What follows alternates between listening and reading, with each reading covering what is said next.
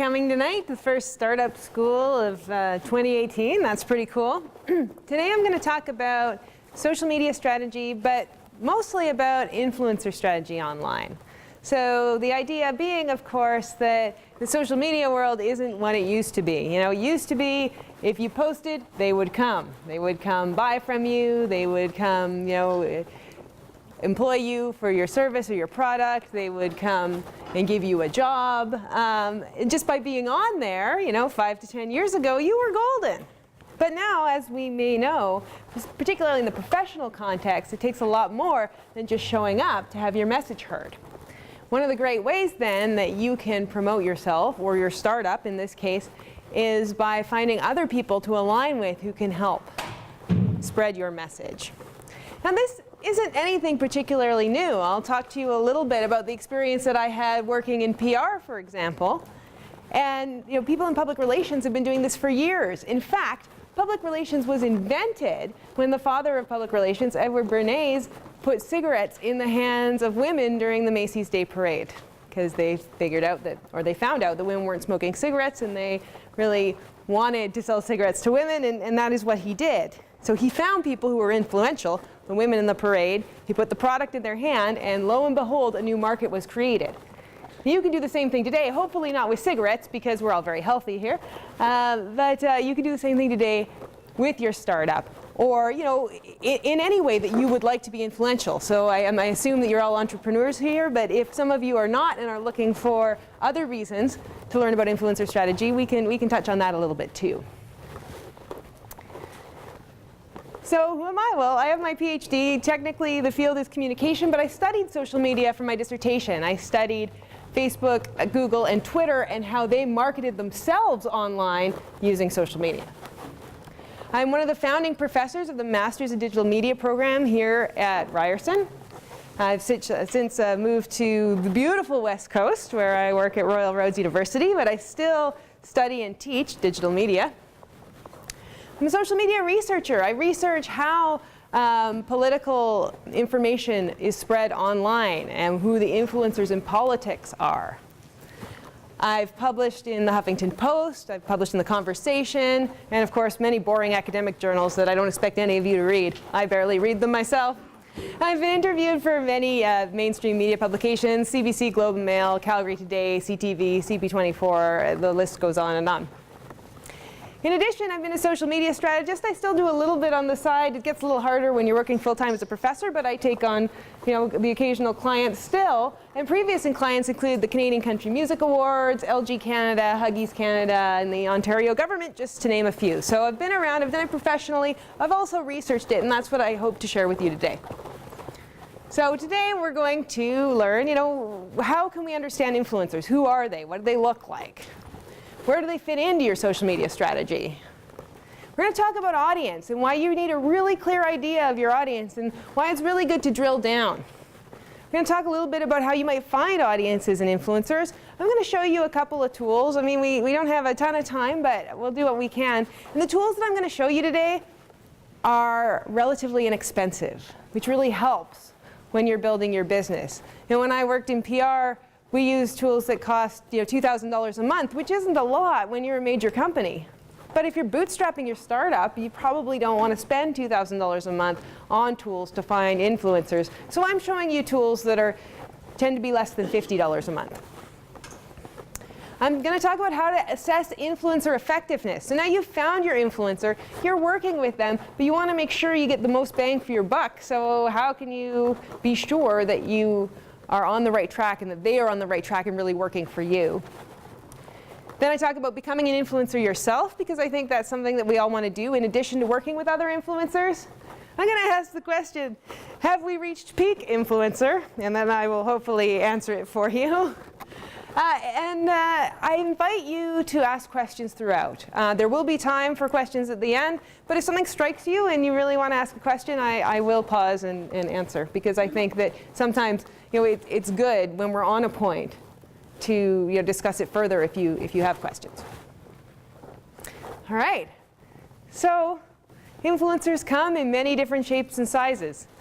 As I mentioned, we've been working with influencers in professional communication ever since professional communication was a thing, right? So it's not something that is new with social media. It's just that we're taking old techniques and adapting them for a social media environment. So as we know, influencers can attract attention. They can sell your product. And some might say they can even win elections. There are different types of influencers. And now I'm going to start with influencers who we all will know and recognize as influencers because of their level of fame. But I want to mention, and we'll take a look at this later, important to note, influencers don't have to be famous. And we're going to talk about how to find influencers, particularly if you're on a limited budget, how to find influencers who maybe aren't famous but are still good to get to know. So of course, among the famous, though, we have influencers who are famous because of social media. So this is Jenna Marbles, for those of you who are unfamiliar. She's a YouTube celebrity. And this is Natalie Alvarez. She is an Instagram celebrity who was a police officer, became famous for her quote-unquote fitspiration posts. And by the way, most of the examples that I'm going to give you today I've just taken from Instagram because I feel like that's the easiest way to show you, to demonstrate the information. But the stuff I'm saying will apply far beyond Instagram. So there's some people who became famous through their use of social media. And then, of course, there are people who are famous outside of social media, but who are also famous on social media as a result, right? So you can come at it both ways. You can look at somebody who has been strictly influential on socials and they've built themselves up that way. Or you can look for people who are influential because of other reasons and also have a major social media following. It used to be that we only looked at the second group, right? And there was a reason for that. So initially, when we were mainly relying on television, newspaper, and radio to reach our audiences, we'd really want those people who were popular amongst the broadest number of people. So you're looking at high-profile politicians, you're looking at celebrities, et cetera, et cetera. But the dynamics really changed because now there are so many different social media and traditional media channels competing for our attention that we don't necessarily, especially on a smaller budget, on a startup budget, we don't want to find the person who is famous to everybody. Instead, I'm going to get you to go at it a little bit backwards today. I'm going to get you to drill down, and I want you to think about who your audience might be, and then find an influencer that aligns with them. It's a smaller niche marketing technique, but it'll be much more effective in an online environment. So influencers can come in many forms. They may be, and this depends too on your product or service that you are offering, they may be academics, right? And if you think of influencers in the health sphere, they're often academics. They may be journalists. Journalists are still very influential on and offline. And now, in a social media environment, we can include people that wouldn't have traditionally been considered journalists, such as independent podcasters, in that category. They may be celebrities. I showed you a couple of celebrities, both celebrities because of social media and also celebrities as well as social media. They could be professionals in your field. They might be industry experts. And there's also, and this one could be key on a small budget, individual brand advocates. So something we'll talk about micro-influencers in a little bit. Now, if you are business to consumer, you're going to be looking at a different sort of influencer than you'll be looking at if you're business to business. Right? If you're business to business, probably looking at the academics, looking at the professionals, you're looking at the industry experts, but maybe not the other ones. If you're business to consumer, you might draw on influencers from all categories. And of course, as social media is turning a new generation of people into celebrities, this field is not as clear-cut as it used to be. So what you really want to start looking for is the connections between people. Because one person may have very few followers, but if they're connected in a tight, close-knit group to the audience that you want to reach, then maybe it doesn't matter that they had fewer followers than somebody else. And as I mentioned, there are different levels of influencers.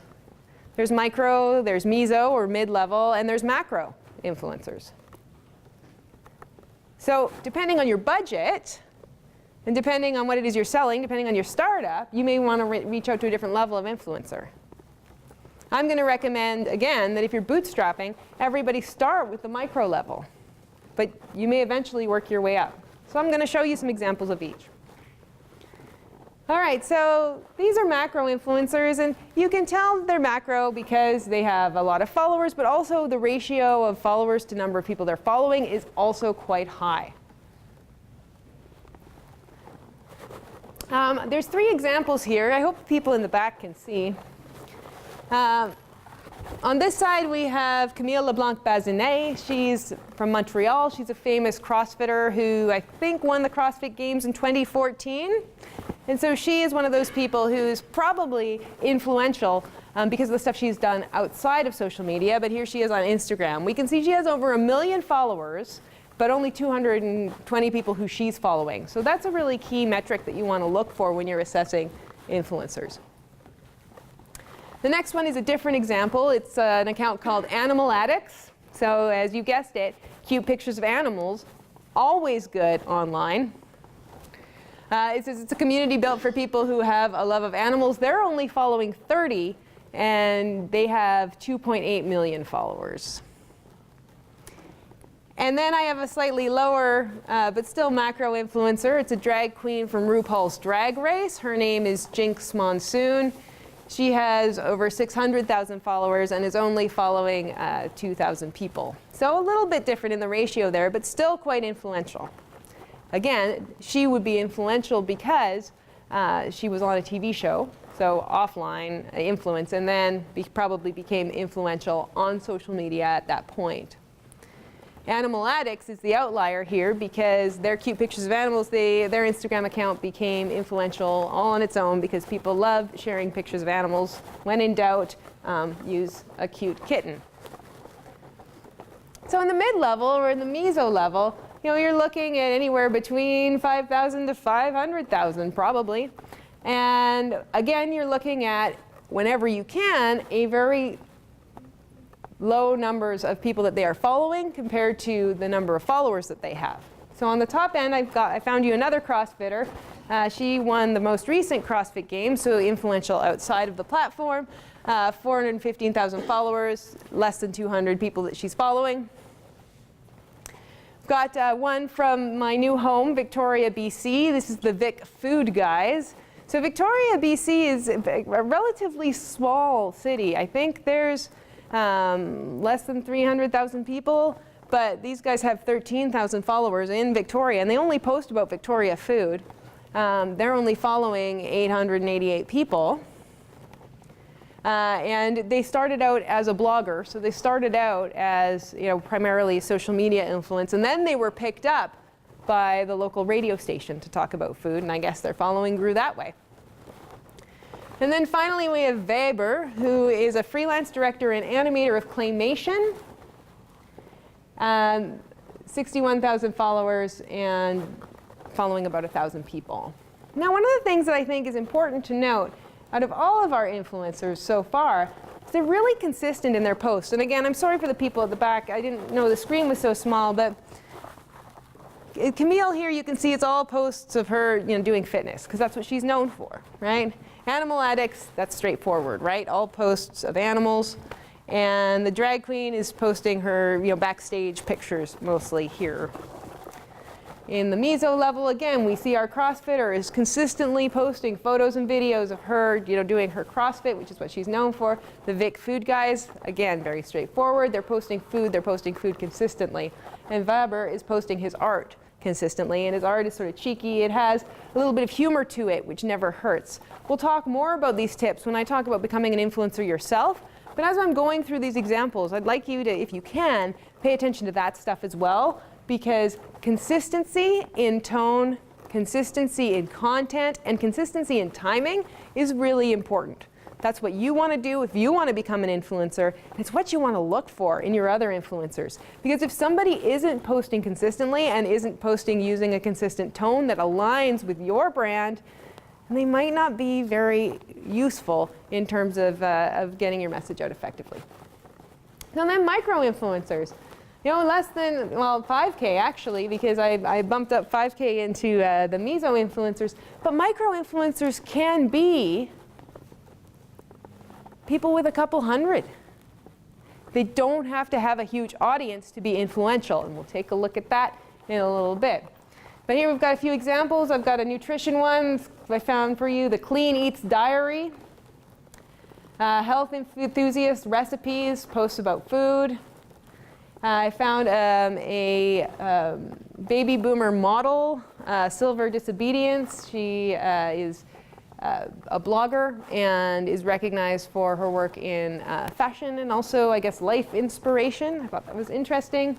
And then another food-related one, Meal Rater.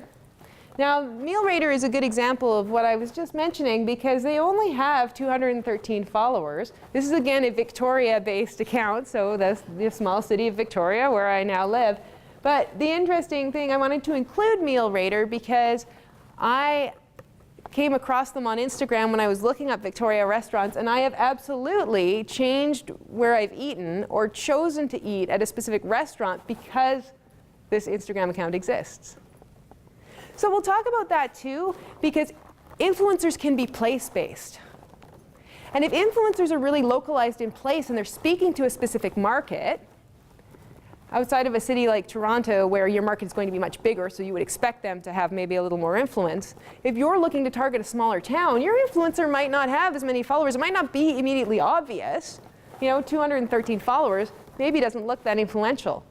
But this account has influenced people to go out and eat at specific locations. So there's more to the influencer equation than just number of followers. Of course, brands can also be influencers. And we'll talk about that a bit. I've already given you some tips if you are building yourself as an influencer. And brands that do it really well have a consistent look and feel, and they know who their audience is. We'll get back to this. But I've got a few for you here. One of them's called Feed Me, Fight Me, and it's workout gear. And then I've got two, I like shoes, so I included a couple shoes for you there. I have Oak Tree Farms and Fluvog. Now, Feed Me, Fight Me has 130,000 followers and only follows about 5,000.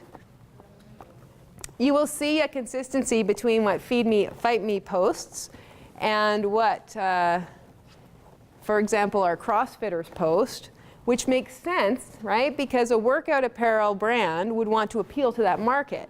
So you're getting a sort of consistent look and feel here. Oak Tree Farms is shoes, and so you're getting a lot of shoes, but you're getting shoes in different environments. They also have a really consistent look. Another thing you want to keep in mind is that they have a really polished look, right? So I expect that these people, Oak Tree Farms over here, is working with a photographer. One of the things to consider, again, if you're choosing influencers online or if you want to be influential yourself, is who do you need to bring on your team to help you achieve those goals. You might want a professional photographer. You might want a graphic designer. Feed Me, Fight Me doesn't have those things for most of their posts. They're going with the raw, unfiltered, this is us in the world look. But these two shoe brands, Fluvog and Oak Tree Farms, absolutely do. So as a brand, there may be even more pressure to have a very slick look across your socials. So where do influencers fit into your social media strategy? Well, in a social media strategy, we generally start with a social media audit. And that's using different tools and techniques to find out what is being said about your product or service on social media, what is being said about the competition, and what is being said by your specific audience. Then you would do some goal setting around that. And we'll talk about goal setting later because it's a really important part of measuring whether your influencer campaign has been effective. Then you tend to identify your audience in broad brush strokes. You can actually do this at any time. You don't have to do the first three in exactly that order. But you do need to identify your audience before you identify your influencers. And I'll get to that in a little bit. But very important that your influencer be tailored to your audience. Once you've identified your influencer, you can work with them to develop tactics. Or you can develop tactics to better target your influencers. Then you will develop content after that point, and you will deploy it hopefully using your influencers, or you will deploy it with your influencers in mind. And then, of course, you measure. So social media or strategy hinges, in a lot of cases, on finding the right influencers and targeting content to them. So what does a social media audit tell you? Well, social media audit will tell you, where in the world people are talking about the types of products or services that you offer. It will tell you who's talking about you. Are they male? Are they female? Where are you being mentioned? Are you being mentioned on blogs, Twitter, forums, Facebook, LinkedIn, Instagram, et cetera, et cetera? And it'll tell you what proportion of mentions are on each platform. And that really helps you start to find out what platform do I need to have my influencers on. You can do a social media audit in many ways. I'll break down some tools for you later. There are a bunch of plugins available for Google Sheets. If you use Google Drive, it's their Excel spreadsheet tool. There are free Google Sheets available, or Google Sheets add-ons available that will help you track your social media and find out who's talking about you and where they're talking about you and when. There are also other tools that I will show you that do some of this automatically. This is a screen capture taken from one of the expensive tools that we use in the PR industry. This is one of the $2,000 a month tools. And the benefit of that is that in one tool you can see, oh, who's mentioning me on different platforms. I'll show you some tools today that won't break it down for you in terms of platform. You'll have to go to different tools to see the different platforms. But you can combine the results from several tools then to get an idea of who's talking about you and where. So the first thing that I want you to do when you're thinking about influencers and how to reach them, or if you're thinking about becoming an influencer yourself in your field, is I really want you to nail down your target market. Because without a really good idea, if this is sort of blurry and you don't see the faces in your target market, then you have no market to target. So I want you to take a moment, and for those of you who are taking notes, maybe you could write down some ideas, like for your startup, what do you think your target market is? For those of you who aren't taking notes, I want you to think about it in your head. Because an audience like this, now we see a very large group of young men cheering, it might be at a sports event or a concert, is going to be very different to reach than, say, an audience like this. Here we have a mix of, looks like young professionals in a business meeting. Right? Somebody just targeted that guy. So take 30 seconds, and I want you to reflect. Who is your target market?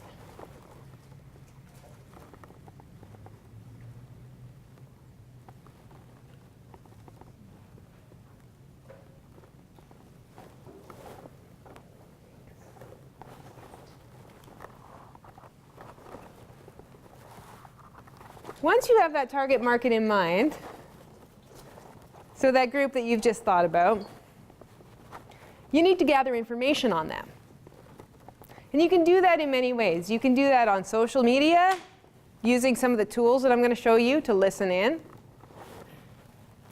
But you also want to use other sources of information. And this is where we really begin to cross paths with traditional public relations practice. You should be thinking about how you can use surveys. You should be thinking about how you can use focus groups.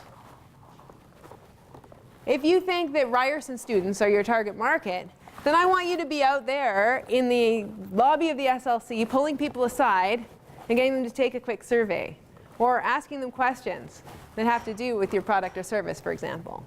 If you think that the people that shop at the Eaton Center is your target market, then I want you to stand outside of the Eaton Center and do the same thing.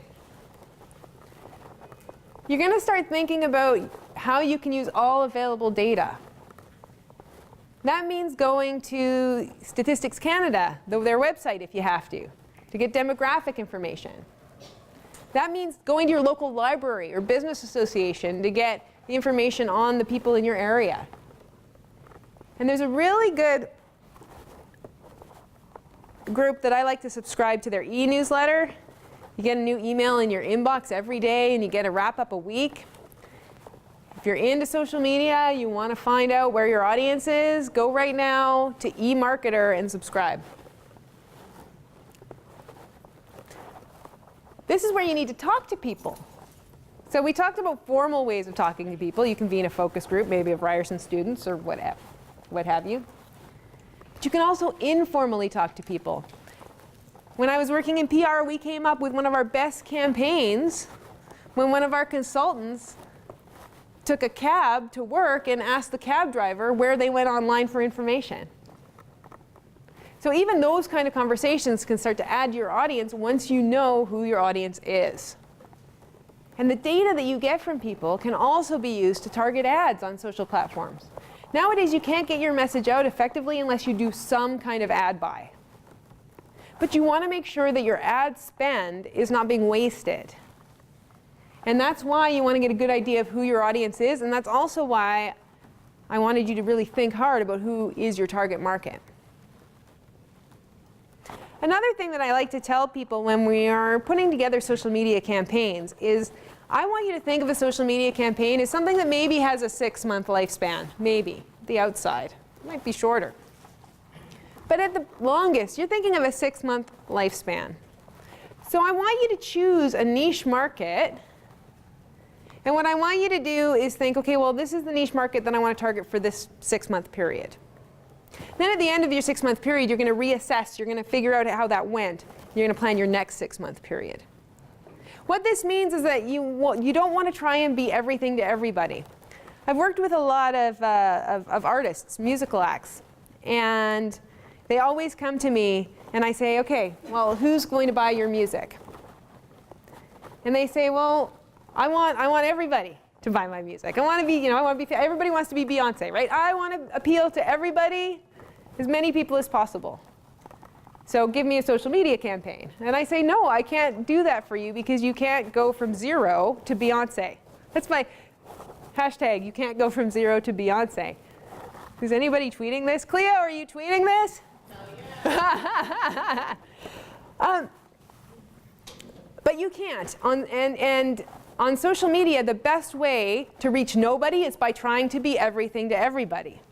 So instead of trying to go from 0 to Beyonce, what I want you to do is go from 0 to maybe Gangnam Style, right? Find a weird niche first that you can speak to, or maybe not weird, a unique niche. And then from there, you build up in small steps. So you want to be unique and appeal to a very well-chosen demographic first. And then from there, you can start to build. Because that's the best way to have your voice heard online. So what do I mean by that? If you're bootstrapping your campaign and you do not have the budget of a Coca-Cola, for example, you want to think niche.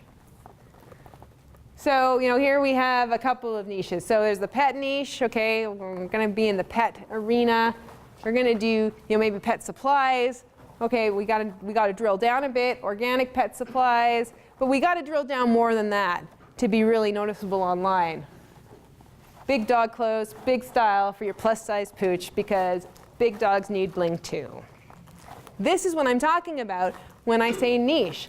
I'm thinking sweaters for pets niche, because that's where you got to start. You don't have to stay there. And the worry is that if I only pick that one target market of people that own big dogs who want to put them in clothes, well, then can I ever expand from there? Sure you can, right? In this example, maybe you start with people with big dogs who want to put their dogs in clothes. And then from there, you go on to fit dogs of other sizes that are difficult to fit in a mainstream pet store. And then from there, people like your gear so much that you go on to do all kinds of dog bling. But this is the level of niche that I want you to start thinking about. And why? Because your influencer marketing budget will be cheaper. It'll be easier for you to reach an audience that's interested. And it'll be easier for you to stand out because you've started to think micro instead of trying to be everything to everybody. So from audience to influencers. So you've thought about who your target market is. And you've identified your audience. You've been talking to them. Found out a little bit about them, talking to people on the subway or here in the SLC. But now, okay, now what, right? So first of all, you got to ask the question of who do you work with, right? The level of influencer you work with, macro, meso, or micro, will depend on a wide variety of things. The goals of your campaign. The big one is your budget. Of course, it depends on your product or service. And a lot of it depends on your market. And remember, just like with the sweaters for big dogs, it's always easier to specialize. Don't try to go from 0 to Beyonce. Now, importantly, your audience should see themselves in your influencer. And this is why, I started out with the audience. So if you keep in mind your target market, you want to find an influencer who is consistently and reliably posting things that appeal to that target market. Right, I showed you a wide variety of influencers earlier on, but none of those influencers may be right for what you offer. In other words, just because they have a lot of followers or a great ratio of followers to following, or just because they post a lot, or maybe they're well connected, doesn't mean that they're right for you. And so really drilling down and knowing who that audience is will help you pick the right influencer that will get the job done and will do a better job for you. But in addition to your audience seeing themselves in your influencer, you should see yourself in your influencer too. So what do I mean by that? I touched on this earlier.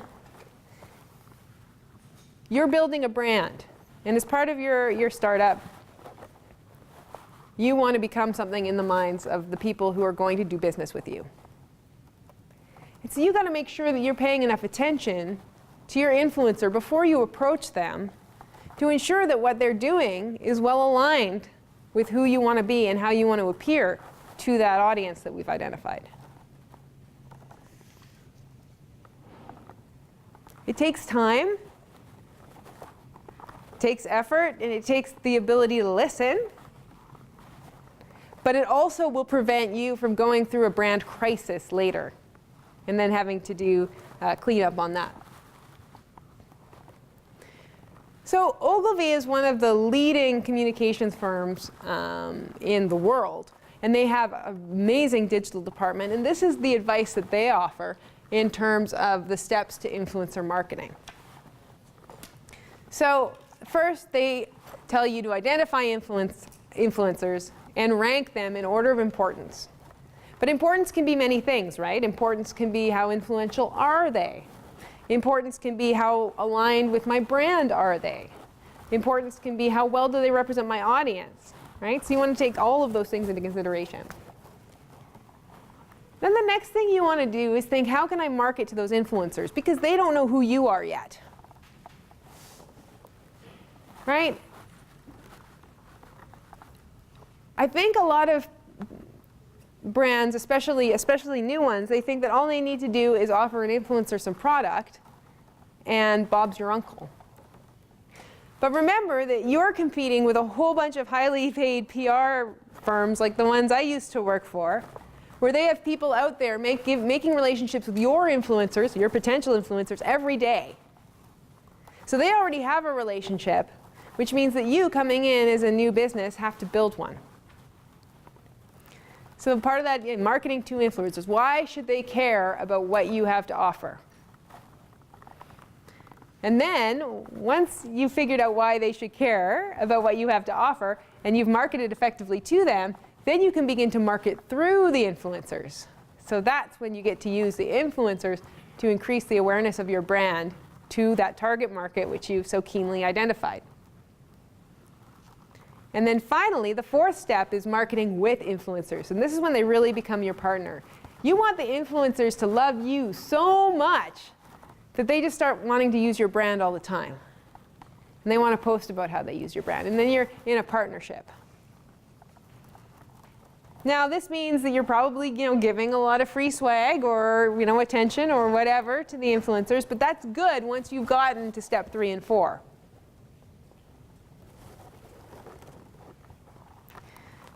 So I mentioned relationships, and I mentioned that the big PR firms who, as a startup, you're probably not hiring yet. On behalf of the big brands, they're sending people out to cultivate relationships all the time. So this is something that we can learn, though, from PR, and that you are very well placed to do, because nobody knows your business, your startup, the way you do. Nobody has the passion for it that you have. So you are better than any PR person at having the passion and the energy and the knowledge of your brand. Nobody will ever beat that. But I can tell you what we do in PR, right? Like, we see people in person as much as possible. We meet for coffee and drinks regularly with the key influencers. They might be journalists, they might be people who work in the industry, they might be academics, they might be lawyers, they might be minor or major celebrities. And I want you to remember that influencer social media marketing is PR. It's about building relationships first.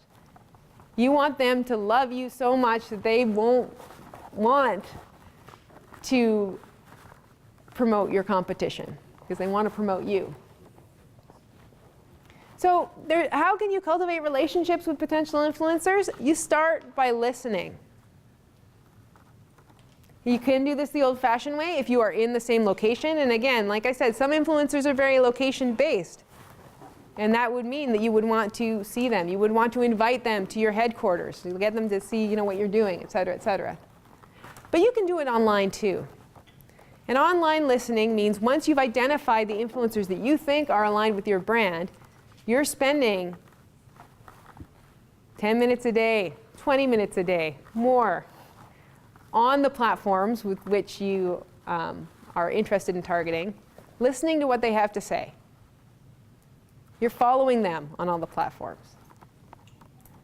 You're responding to them on the platforms. Oh, hey, I noticed that you, are eating donuts today. I love donuts too.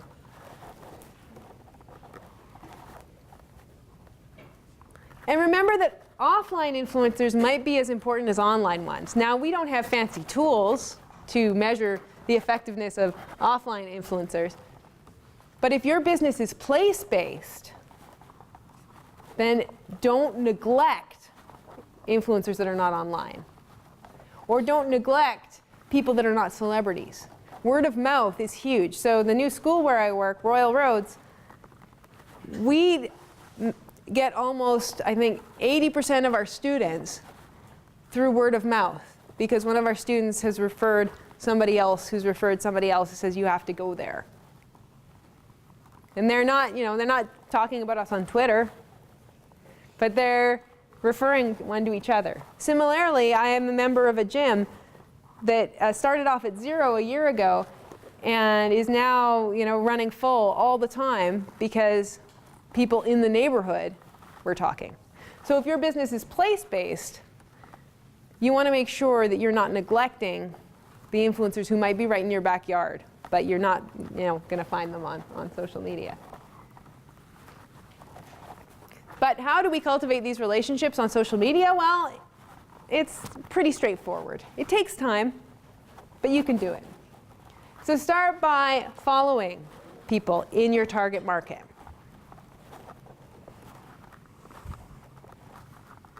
You can use a keyword search to start looking for people who are, posting about the things that are aligned with your brand.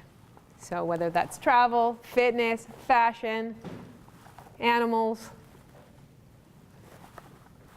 you want to start finding those people and following those people. Hashtags will help you here, because hashtags will allow you to begin to identify people, and all of your influencers are probably using hashtags if they are on Twitter or Instagram.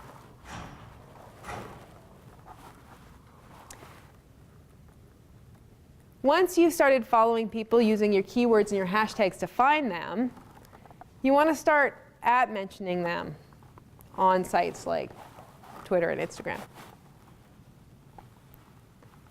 You want them to know that you're interested in what they have to say.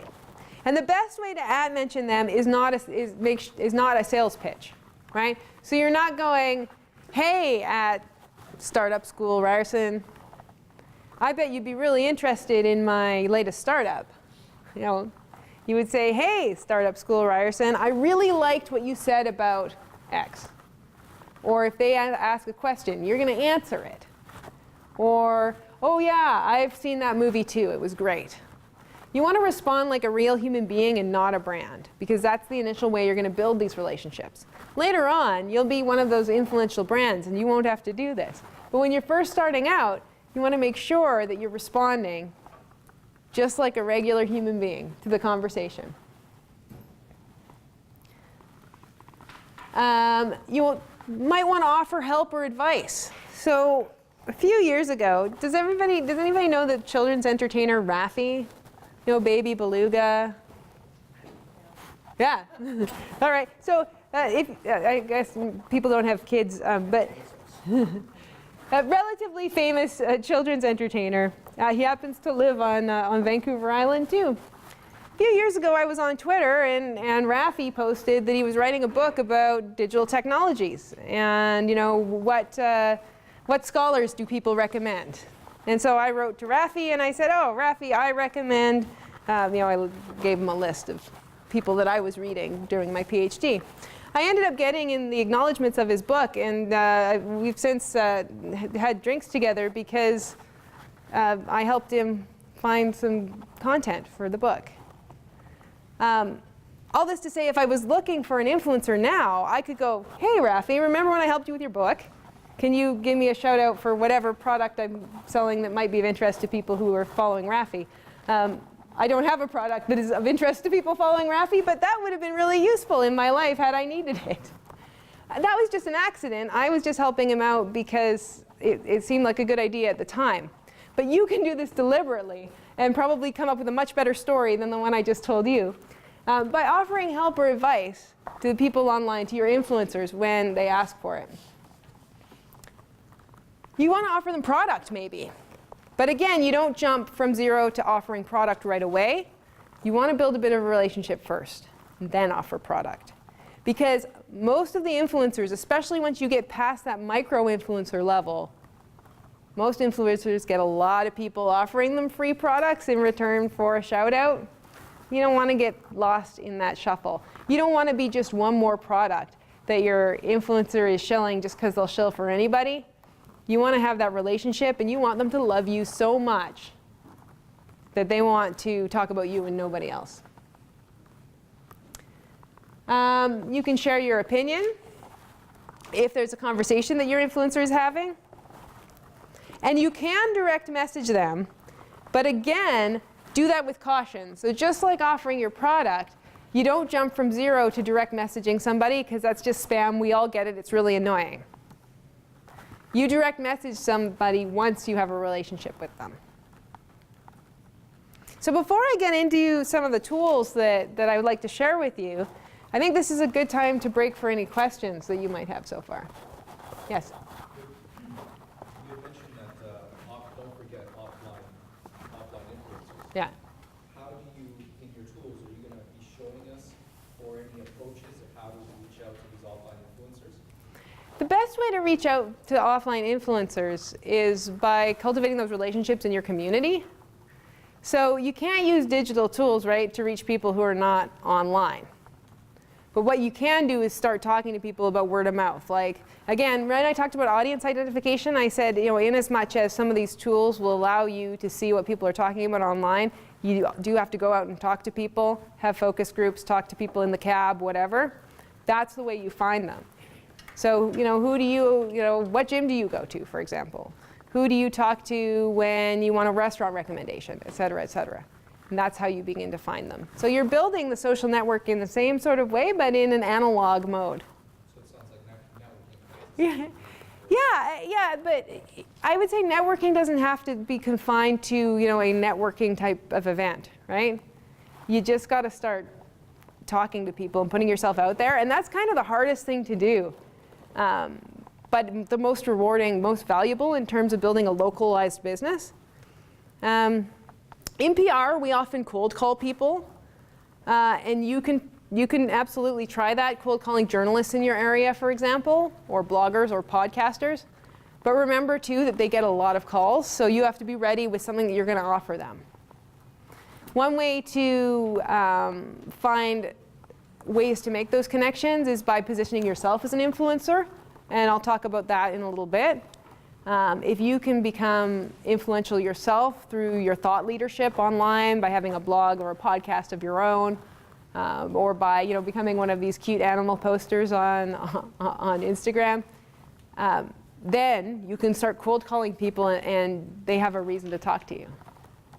So that's actually one of the approaches I've been thinking down. Yeah. So we're going through this.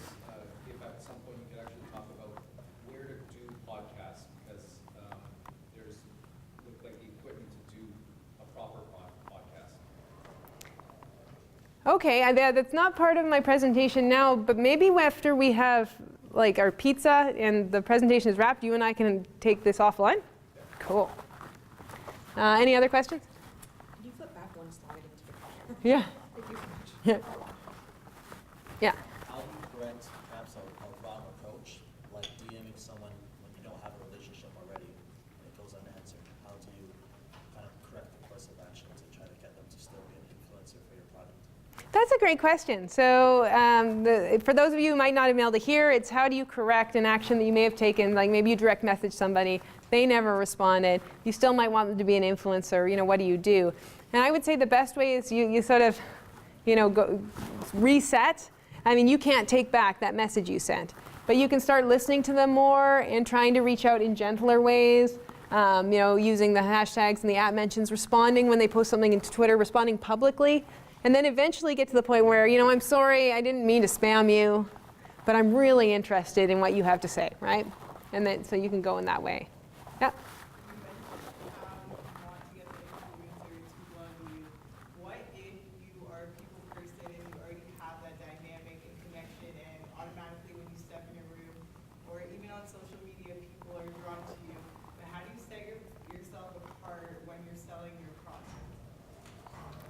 Well, I would say if you're already a very charismatic person and people are drawn to you online and offline, then you're in a really good position to sell things to people generally. So I would say, depending on your product, that would be a skill you could leverage. Yeah, that's what, I find, for me, what my business is around children. So very much, I'm not selling it for myself. So that's a passion of mine. So how do I sell my passion instead of sell myself? Yeah, and I would say that in that case, we're probably looking at, again, starting with some thought leadership. How do you become one of those consistent posters? Like we saw in the Instagram examples I showed you, can you consistently talk about your passion online?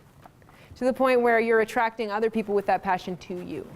And again, we'll talk about a little bit about my best tips for building your influence online in a little bit. But that would be my recommendation. Yeah? You talked about the number of followers, but how about how engaged those followers are? Like, is there a way to gauge? Because someone could have like 100,000 followers, but only a few comments or only a few purchase. If that person posts something, is there a way to gauge whether or not this is like a good influencer to go through to sell a product? Yeah, that's a good question. You might not be able to gauge whether they can sell your product beforehand, but I'm going to talk about assessing influencers in a little bit, and I'm going to tell you some tips that I like to use when I'm assessing. They're not foolproof, so you can use these tips to assess your influencers, and then you still want to measure their effectiveness and hold them accountable. That sounds really bad. Like you're working with them, right? You're not necessarily judging them, but they're also working for you, and that's the thing to remember. So I'll show you some of these tools that I use, and this will help us assess some of this other stuff too. And then I'm going to show you how I recommend measuring the effectiveness of your influencers, and I think that'll clear up your question. So who here is familiar with Google Trends? Okay, good. About half of you. So Google Trends is useful because it allows you to see how often certain key terms are searched on Google. Right? So what it shows you is the popularity of different keywords, and then it will allow you to use those keywords in, say, a micro-targeted ad campaign. Like it likes you to use, Google likes you to use those keywords in AdWords.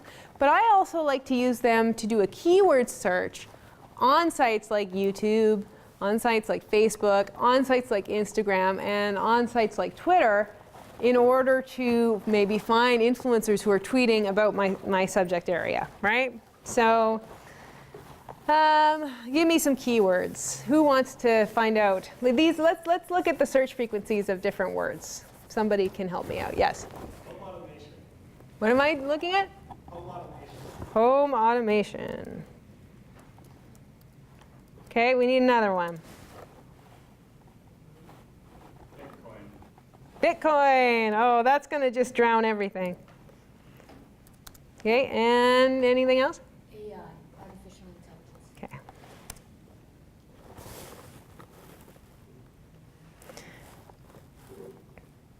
All right. Oh, well, actually, Bitcoin is not really drowning everything else as badly as I thought. So what this does, it'll allow you to compare 3 search terms to one another based on their search frequencies on Google, right? So home automation is in blue, Bitcoin is in red, and AI is in yellow. Unfortunately for us, home automation is being sort of drowned out by the other 2 right now.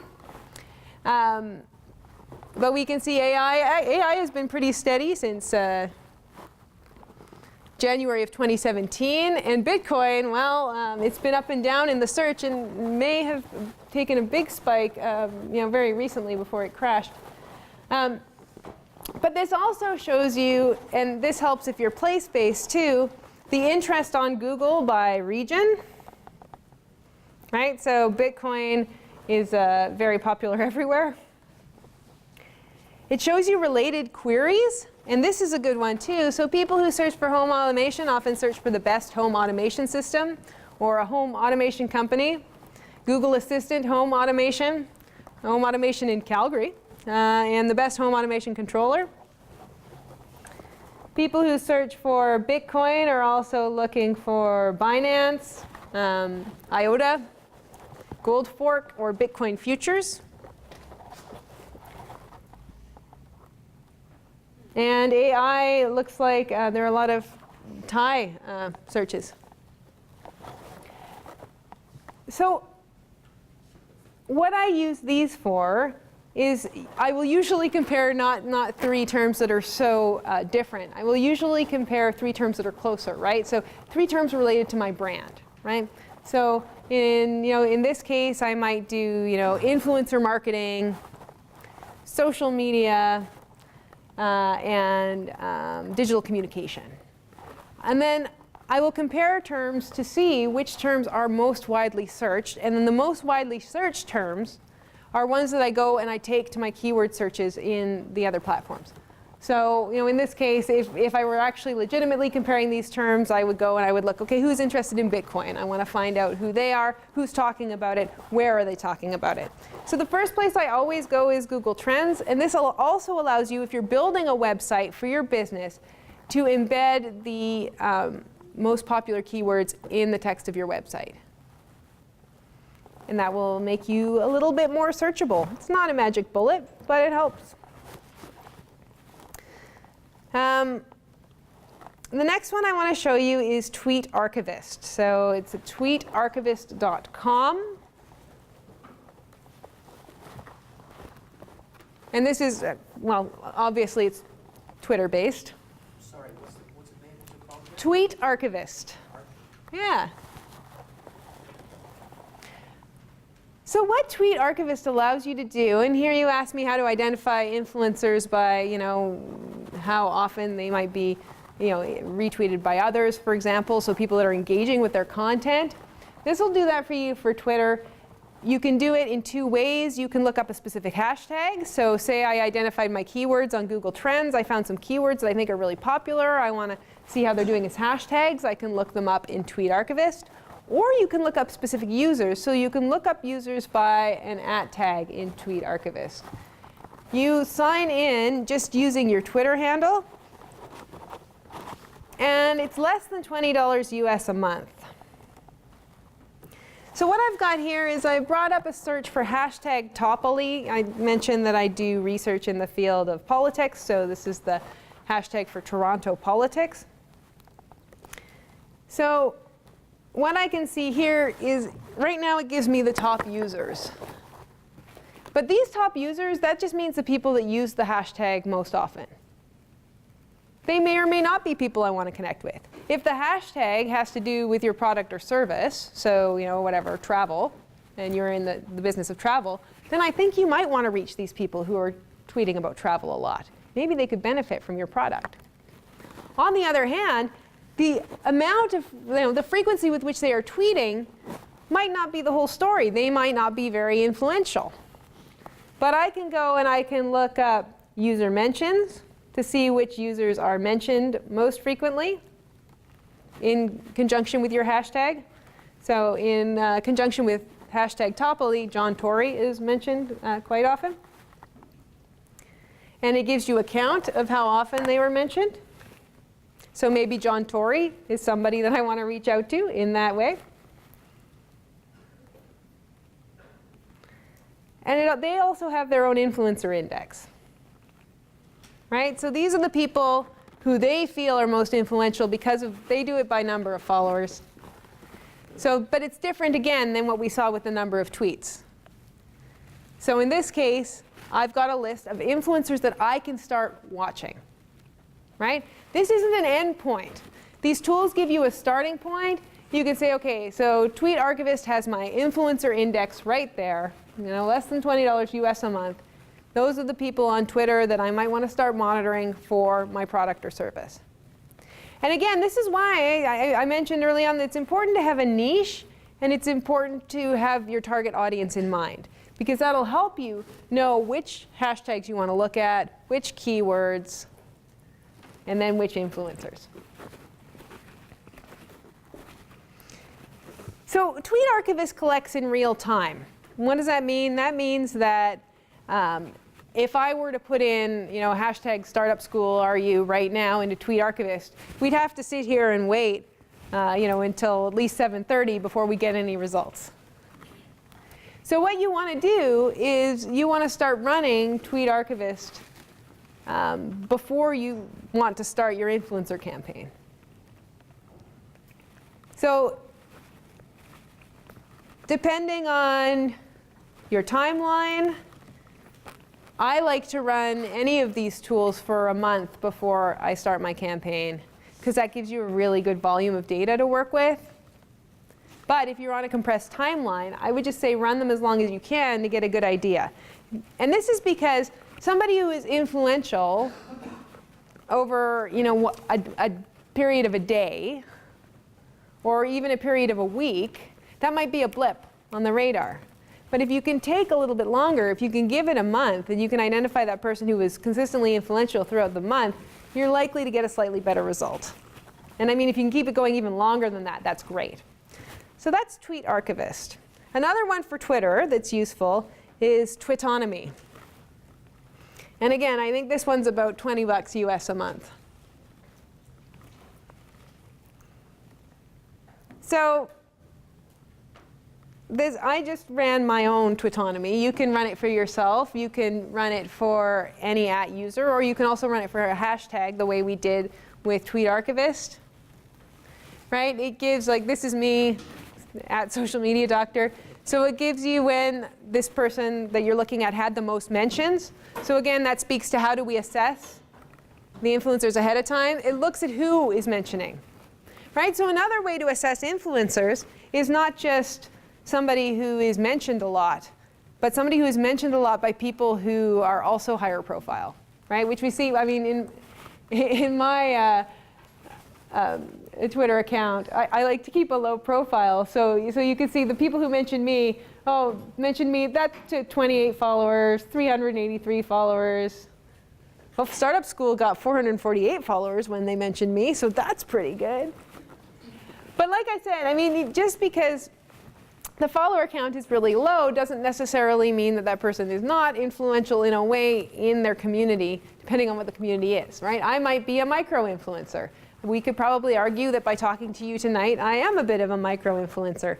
So Another way to find out if somebody is a micro-influencer is to see, again, over time, are they getting regularly mentioned by other people?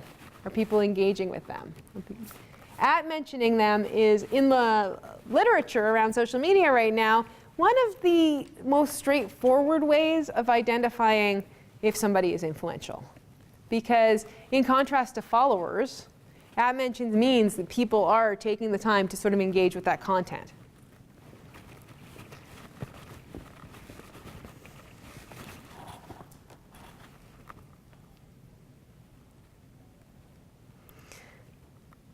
So here's a tool that does a little more bang for your buck, because it'll allow you to look at different social media accounts.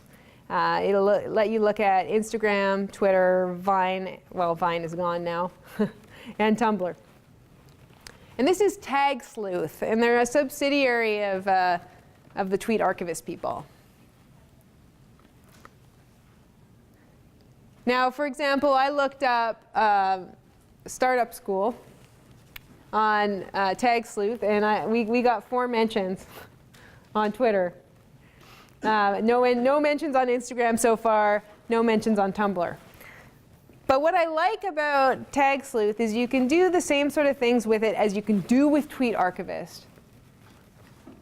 But you can look at other accounts as well. So now you're looking at Instagram, you're looking at Tumblr in addition to Twitter.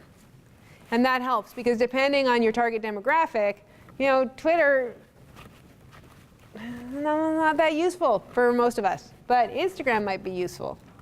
Tumblr might be useful.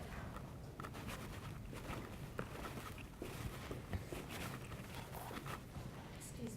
Yeah? On that report, how come Facebook is not mentioned? Facebook is a bit of a walled garden now, right? Facebook is not public. So most of these tools don't look at Facebook. And even the high-priced ones that do are notoriously inaccurate with Facebook counts. So the best way, unfortunately, to get Facebook analytics at this time is to have a professional page on Facebook and to use the analytics that Facebook provides to you. It's not ideal. We don't know how Facebook is calculating those analytics. It's a bit of a black box. They like to tell you that this post is doing really well so that you'll sponsor it. And we don't. Facebook does some shady things, like if somebody watches your video for 3 seconds while scrolling past it, they count that as a view. But most of these tools, can't access Facebook because they've not made that information available. Same folder for LinkedIn or other kind of membership network. Yeah, I mean those password protected sort of closed social networks are a lot harder for us to access. You kind of have to go in the old-fashioned way and start, looking for people and making friends that way. Particularly on things like LinkedIn. Facebook, I would say it's best to have your own page and then to look at the analytics in that sense. Also, when we get into finding and measuring your influencers, you can expect them to give you a report on how their stuff is doing. So if, when influencers start to approach you, which they will, and ask for free products or services, you can say, okay, yes, but I want to see, show me your Facebook reach, show me, your LinkedIn, or whatever platform it is that you want to use them on.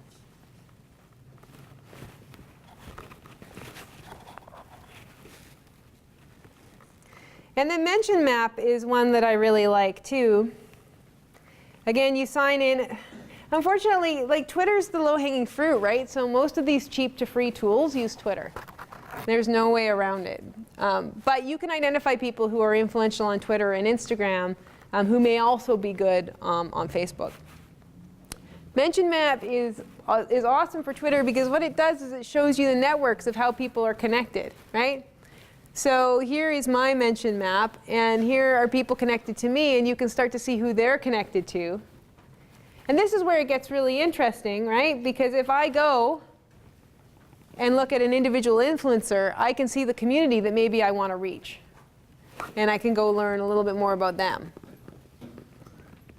So maybe, you know, social media doctor here in the middle is connected to these people. But if these people have enough of a network on their own, then yeah, maybe I do want to go to the middle and then branch out from there. And then you're looking at friends of friends of friends, and that's when your message can really take hold. Mention map is also a way that you can start to measure the effectiveness of your campaign, and we'll talk about that later. Yeah? Is that just on Twitter or is that Instagram as well? This is just on Twitter, unfortunately. You can filter for hashtags, which is great. You can filter for mentions, which is great. But yeah, it's just Twitter right now. A lot of them are Twitter because Twitter's the most easily accessible in terms of its API. Yeah. Do you have any tools that you suggest that are just Instagram, or even if you're searching like natively in the platform? Yeah, so there's the Tag Sleuth, which I showed you, is good for Instagram. Then there's another one, but I say this with the caveat that it's not user-friendly, but once you learn it, it's really robust. I think it also does, well, it does Google+, but that's useless now. And I think it also does LinkedIn. I will show you.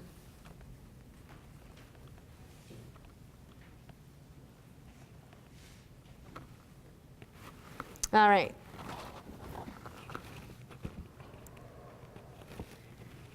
So we've been through these. Netlytic was developed here at Ryerson at the social media lab here. And it's used generally mostly by academic social media researchers, so it's cheap, which is fantastic. But it's difficult to use. That said, I think it's like $50 a month or less, and there are lots of videos online that will walk you through how to use it. Like we don't have time today because I still have to get through measurement.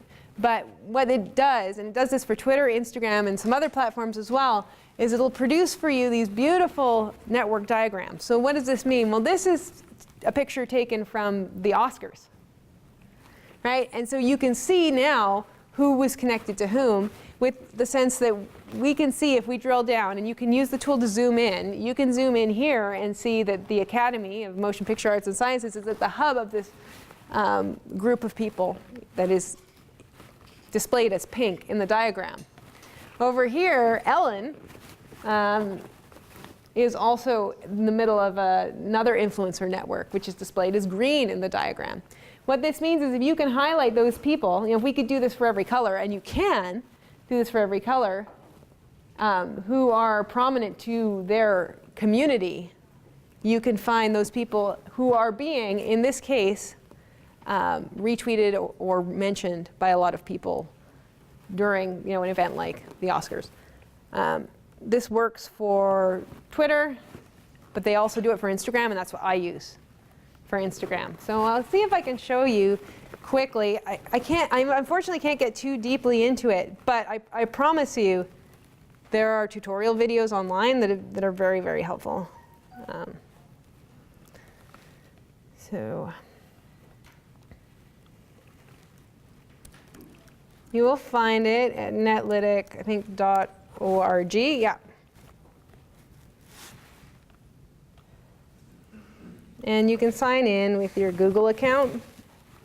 So for example, like I said, I use this in my research, right? So let's take a look at climate change. So I looked at the hashtag climate change to try and find influencers on Instagram who were talking about climate change using the hashtag. Again, this, like Tweet Archivist, collects in real time. So you want to start before you need the data and then let it run. You can do a keyword extractor, which will give you a word cloud. That is also really helpful. So you can ask, well, people who are tweeting about climate change, what else are they tweeting about? And here we can see, or this is Instagram, sorry. People who are using the hashtag climate change on Instagram, what else are they talking about? they're using the hashtags animals, climate, conservation, earth, eco-friendly, travel, vegan, et cetera, et cetera. So then you can start to say, okay, well, do I want to include these keywords in my campaign? The answer is yes. Yes, you do. And Netlytic does this automatically. It will extract these keywords for you. It does the network analysis.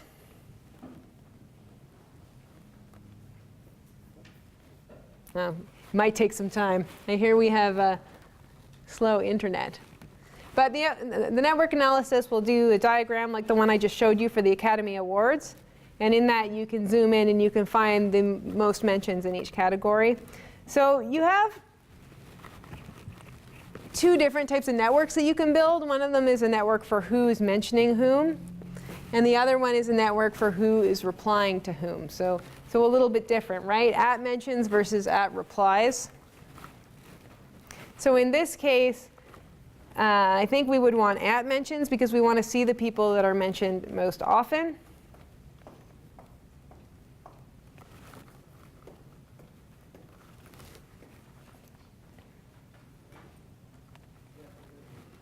Takes a while.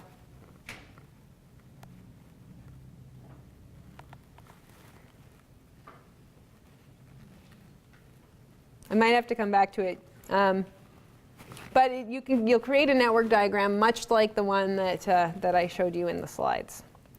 Again, really robust. This does a lot, and it's used by academic researchers. So it gives you a ton of data. But I have to say that with the caveat that it takes a little bit of time to get to know it. But it's worth it because you're not going to find a cheap tool that does what this does that also, unfortunately, has the usability that we would all like it to have. So maybe I come back to that. Hopefully, by the end of the presentation, it will have populated our network diagram. It's slow even on your home network, but it's not this slow, right? It just takes time to sort through that much data. So yeah, I use Netlytic for Instagram primarily, and Netlytic will also do, let's see. I'm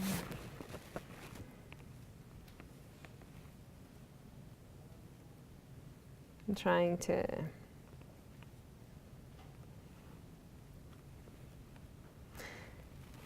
Does a little bit of Facebook, but only really public pages. It will do YouTube, which is great. And when you do Instagram, you can also sort by location. So I could start looking at who is Instagramming from specific locations as long as they have the location services turned on their phone.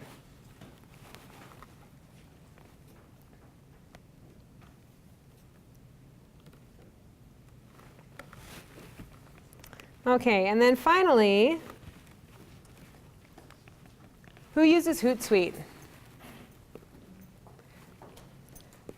By next week, when you come back for startup school, I want everybody's hand to be up. You should all be using Hootsuite because not only does it help you schedule your posts, which is a good thing if you want to become an influencer, which we'll talk about later, but it also gives you really robust analytics. So you can start to see who is interacting with your posts and where they are and which posts they're interacting with. And why, and what time did you post it, right? You can keep track of all these things using an Excel spreadsheet, but then you have to put all the legwork in. Whereas Hootsuite will help you do that.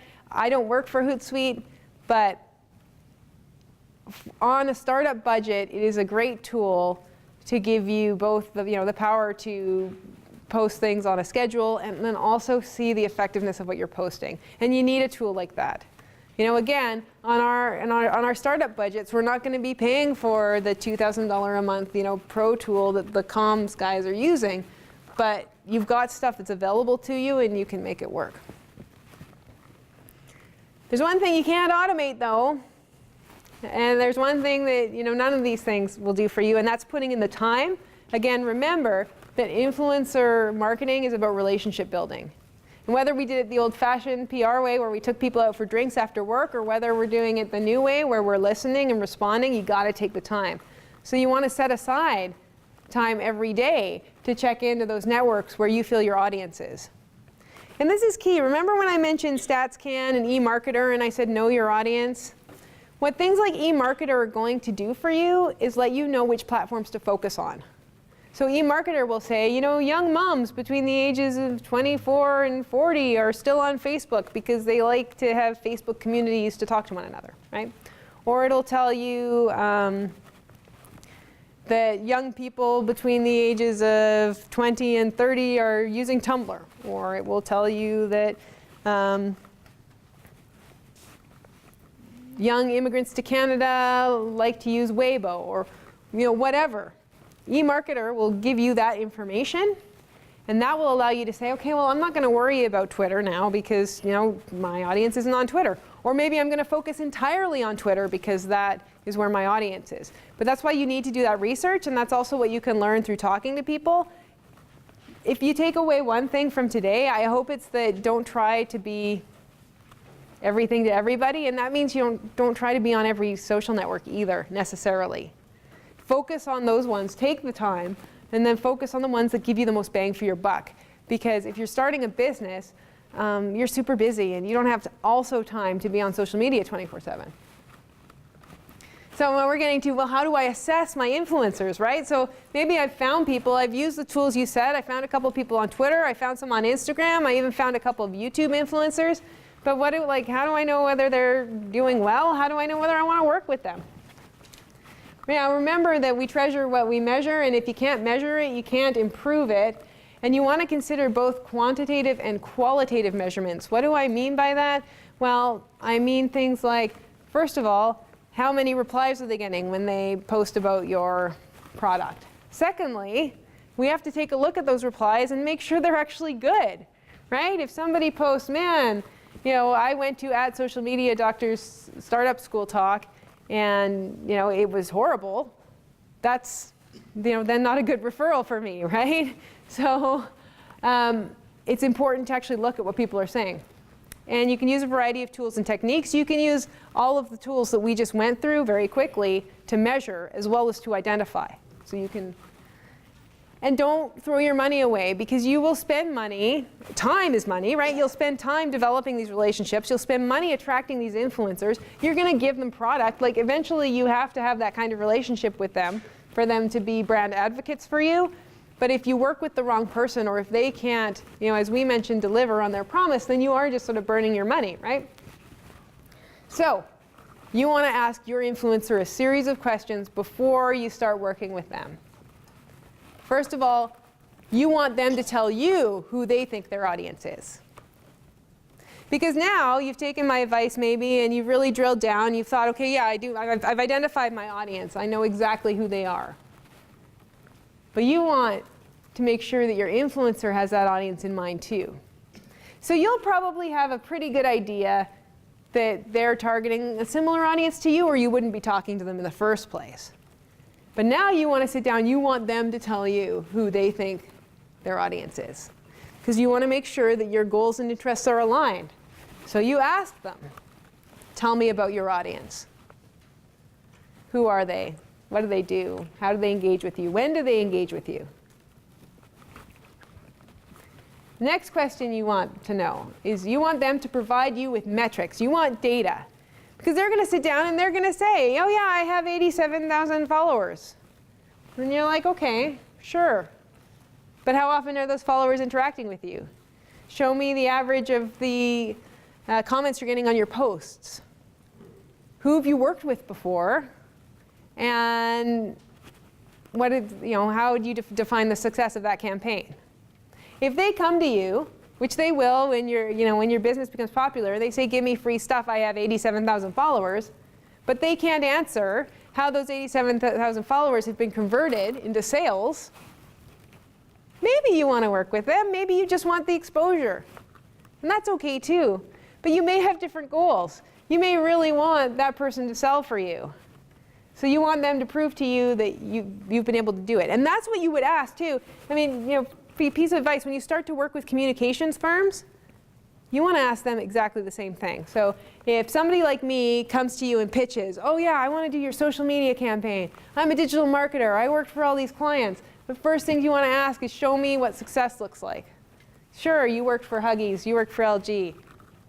How did they sell? What did they do? What did the campaign look like? What were your challenges? How have you measured success in the past? This is something you want them to tell you. Because if they just simply say, oh, that post got, 1,000 likes when I posted about, with the last brand I was working with. Okay, that's great. So they got a lot of likes. But what did the brand get out of it? So if they're only measuring success by likes, then you might want to say, well, maybe I'll just do my own influencer marketing right now. And this stuff is key because, as you probably know, you're going to get a lot of people who are really savvy about running their own personal accounts on Instagram, on Twitter, on Tumblr, what have you. They're going to have a lot of followers, and they're going to ask you for free stuff. And this is where the tables start to turn a little bit. Because just because somebody's really good at their own personal branding doesn't mean they're going to be good at representing you. And that's the difference. That's what a PR firm will come in, and that's where they will identify influencers and do that legwork for you. But without a PR firm, when you're bootstrapping your startup, you have to make sure that you're working with the right people. And so a real professional will have measurements of success beyond just the number of likes.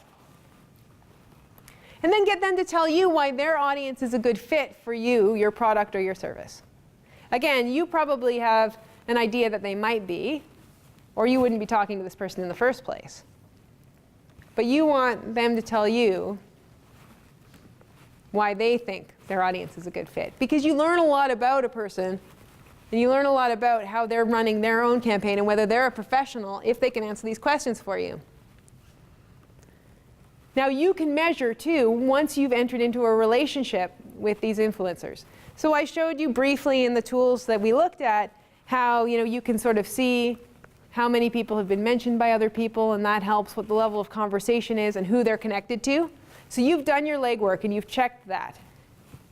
Maybe your influencer has answered these questions satisfactorily. You're feeling pretty comfortable with what they said. You're working with them. You start a trial period, and now you start to measure the success. That way you're going to know if you're going to continue to work with them in the future. Now the big one is you've already set up Google Analytics on your website, right? And if you don't have a website yet, when you have a website, you will set up Google Analytics on your website. With Google Analytics, you can identify where the traffic on your site has come from and what links have led people there.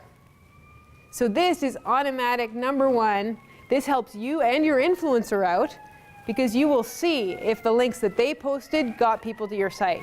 You will see if the links that they posted got people to your sales page or in your contact us page or whatever your conversion page is. You will be able to see that. And then that's good for you because you can see that your investment in this influencer has paid off.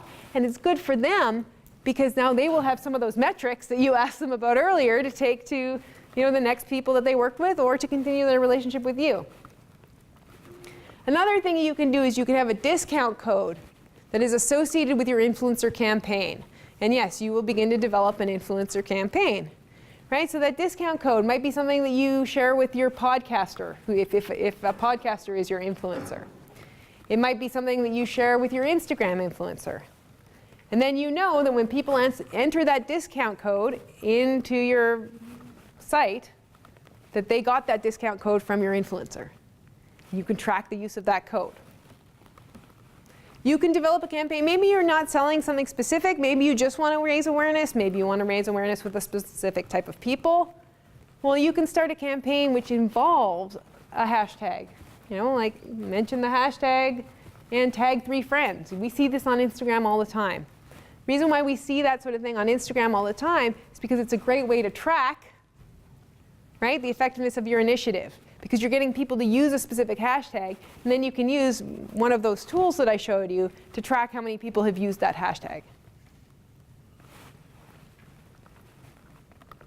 And then you may want to look at an increased engagement with your brand following a particular campaign.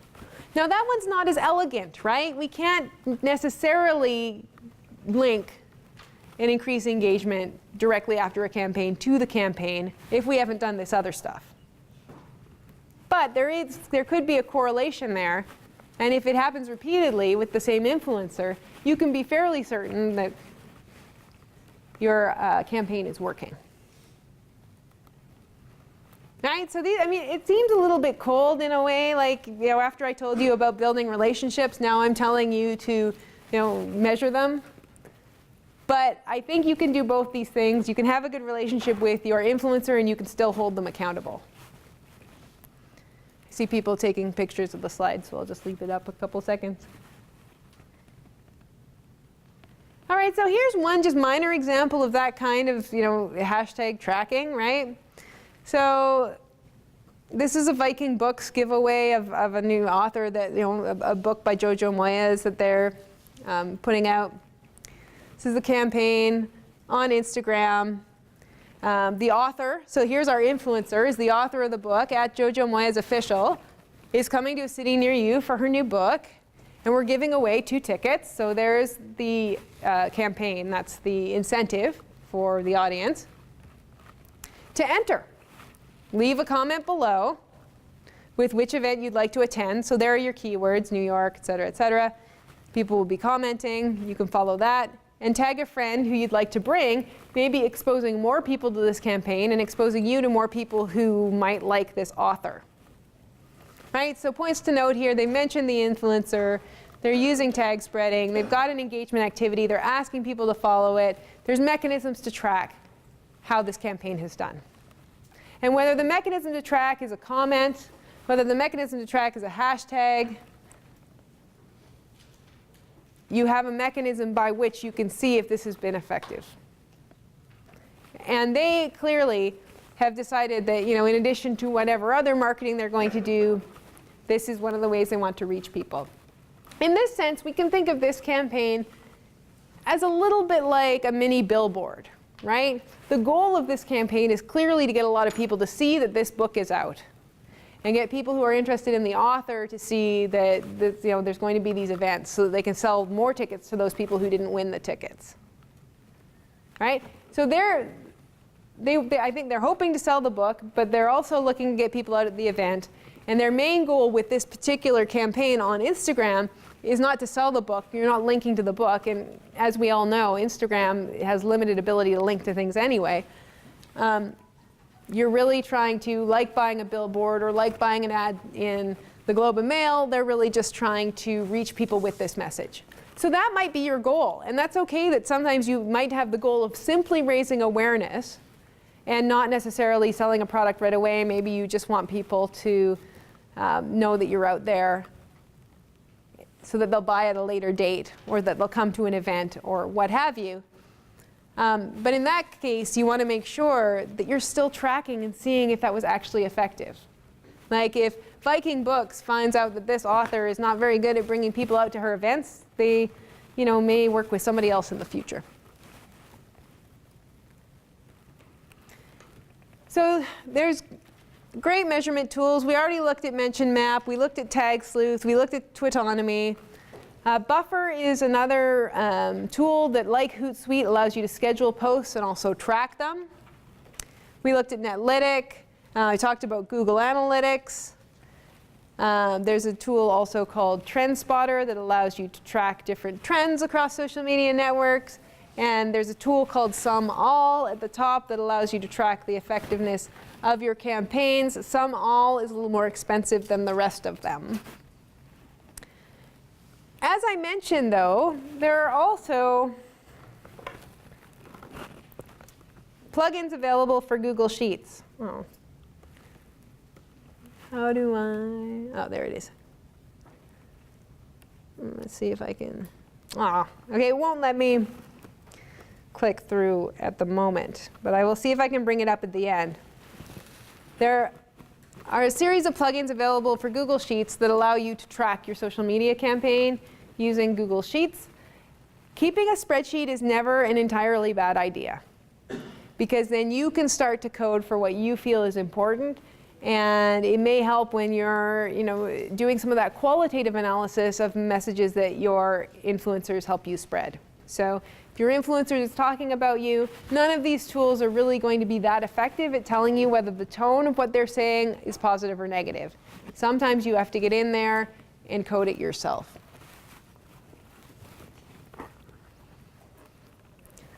Now make sure you have a good idea of what your goals are. I just mentioned one specific type of goal, that is to say an engagement goal.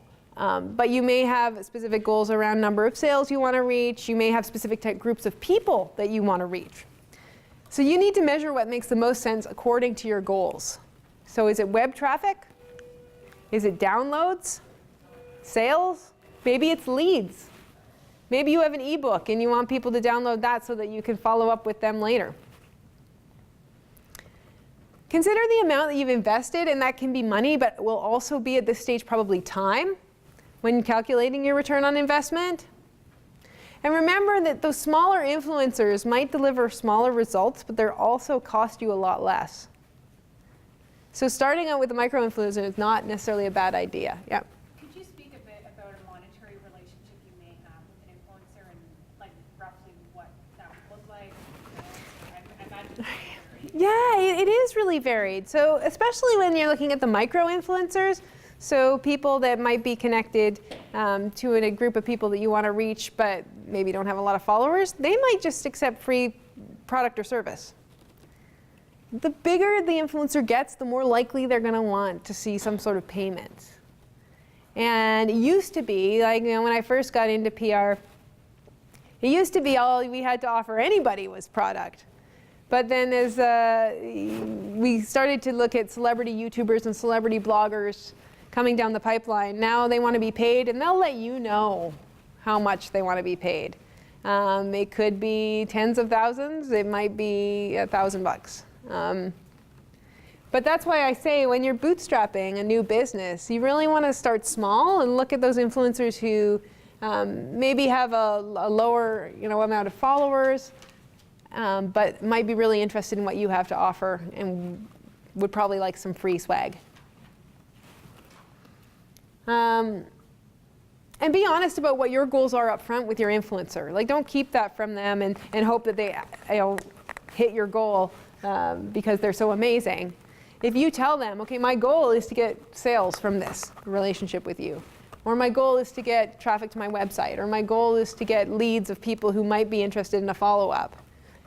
They can't partner with you if they don't know what your goal is, and you're kind of setting them up to fail if they don't know what your goal is.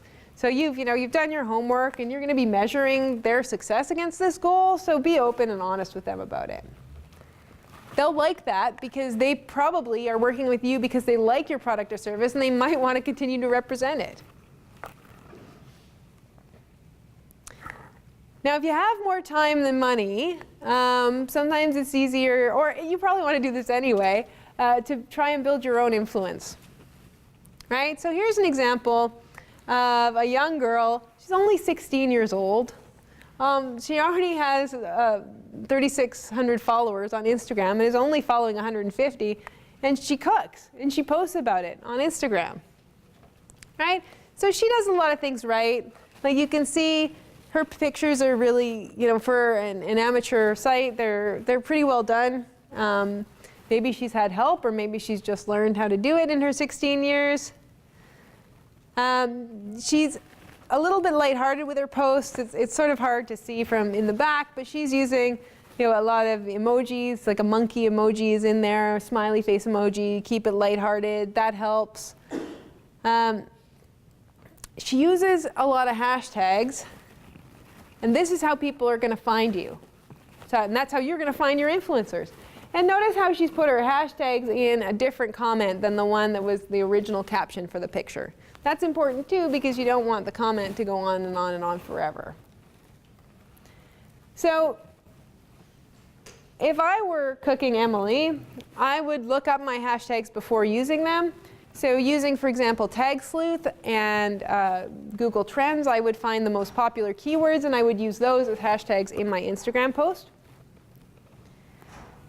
She's got some very popular hashtags in there: whole foods, healthy foods, intuitive eating, food photography. She's used the hashtag BuzzFeed food too, which is probably very useful because when you're mentioning an organization like BuzzFeed, it may help you. Strong, not skinny, right? So strong, not skinny is usually not a hashtag one associates with an egg on toast, but she has used it to her advantage there. And best practices for becoming an influencer are very similar to best practices for finding an influencer. So you're going to engage in social listening. You're going to see what people are saying in the area you want to be in. So for example, Emily probably noticed that people who were blogging about healthy food were also blogging about food photography and also blogging about strong, not skinny, because those are things that she's included in her post. Want to do hashtag and trend identification, which we showed you how to do. You want to measure your own performance according to your goals and adjust, because now you're holding yourself to an influencer standard. And as I showed you in the posts that I used as examples earlier on, you want to be timely. You want to post relatively often at a regular frequency. You want to have a consistent tone to those posts. You want to use emotion. Happy emotion tends to be best on visual sites like Instagram. But on Twitter, rage goes a long way too. We're consistently trending more and more towards the visual. So even on sites like Twitter, or if you have a blog, you want to be as visual as possible, include as many visuals as you can. And try to think about the 3 R's. We think about these in PR all the time. That is the right person at the right time and the right channel. That means you want to, again, start with your audience in mind, know who they are, and find out where they are. Do they read blogs? Do they listen to podcasts? Do they watch YouTube videos? Are they on Instagram? Are they on Tumblr? Are they on Snapchat, et cetera, et cetera? Make sure you tailor the channel to the audience that you want and tell a compelling story. Now, of course, the last thing I'll say is choose your collaborators wisely. I don't know if anybody saw the news this week, but an influencer reached out to a hotel in Ireland, and she said exactly what I said to you. I have 87,000 YouTube subscribers and 76,000 Instagram followers, and I want to stay a night in your hotel for free. Now, the gentleman that owned the hotel posted on his public Facebook page, did not mention who the YouTuber was, but said, I've been contacted by this YouTuber, and unfortunately my staff doesn't want to be paid in views. And I will not, he said in this public letter, have you stay. Now, even though he tried to black out all of her identifying information in her request before he posted a copy of it to Facebook, some savvy internet users were able to reverse engineer who she was. And so his post that was meant to be private became public, and she was sort of felt ashamed that that was made public, that she had asked and that he had refused. So then she recorded a video in response saying, I was just asking, and now I feel really, like you're a jerk because I was just asking, and now you made this whole refusal public on Facebook. It's a sordid story. Made this whole refusal public on Facebook, and now you've shamed me. And in response, the hotel owner from Ireland has banned all social influencers from his hotel. In doing this, he gained coverage in mainstream media. He's been talked about online. He's been talked about on all the social networks. And so she actually, by being an influencer and having this exchange with him, inadvertently, through the drama, probably gave him more publicity than he would have had in the first place just posting to his Facebook page that no, he's not going to have her on there. So in this sense, I think that this particular influencer, clearly she did not define her value to the hotel owner, and clearly she did not choose her collaborator wisely, because she then gave her influence away for free. So have we reached peak influencer? Is this a sign that people are resisting influencer marketing? And I would say no. Because through this whole exchange, what happened was the owner of that hotel did get the publicity he was looking for because of that influencer. But it is a reminder that you need to know your audience, whether you're going to be an influencer as a brand influencer or whether you're going to work with influencers. You need to know your audience before you approach that transaction. Now clearly that influencer didn't, and I probably wouldn't work with her if I were you, because she wasn't approaching it like a professional. She didn't have her metrics, and she didn't know who she was targeting before she went. She just found a hotel she wanted to stay at, right? But if you choose wisely, we have not reached peak influencer, and there's still, I don't think we ever will, because as I mentioned, this is a trend that has been with us since the beginning of PR, and it's a practice that can serve you very well. So I had a few case studies, but I've been through most of them already as we were talking, so I'm just going to let you have pizza and ask questions. Thank you very much for coming out.